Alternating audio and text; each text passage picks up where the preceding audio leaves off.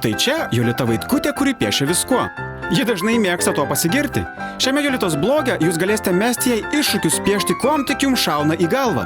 Kas žino, gal sugalvosite ir kažką visai neįmanomo. Kai Jolita paskutinį kartą gyrėsi, kad gali piešti viskuo, vienas žmogus jai pasakė: Agird, tai papieš pianinu. Ir ką, ims ir pabandys. Facebook'e paprašus paaukot pianiną, pirmasis atsiliepė Vidas Bareikis. Ir tada prabėgo kelios dienos ir pianinas jau studijoje.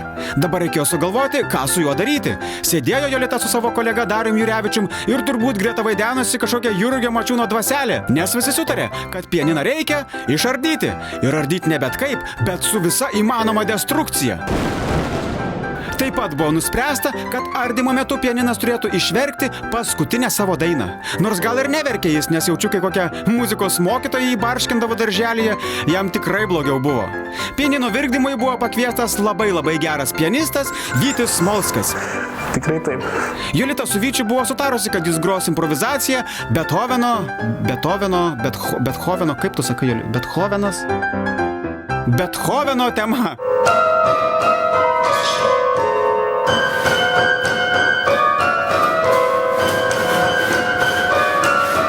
Jums besiklausant, turbūt kažkam kilo klausimas: a negaila pianino, jų geriau kokiems vaikams atidavę būtumėt?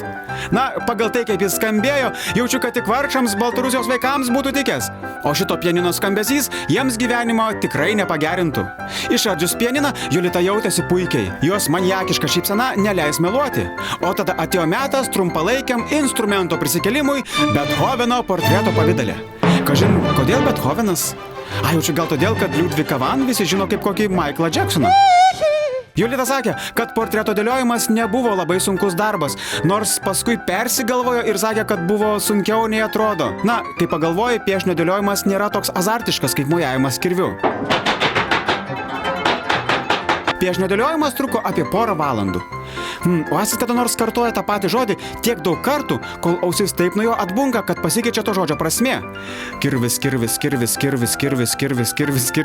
Aš jaučiu, kad jinai taip ir darė visą laiką, kol dėliojo tą Bethoveną, nes porą valandų išklupėti nėra taip lengva.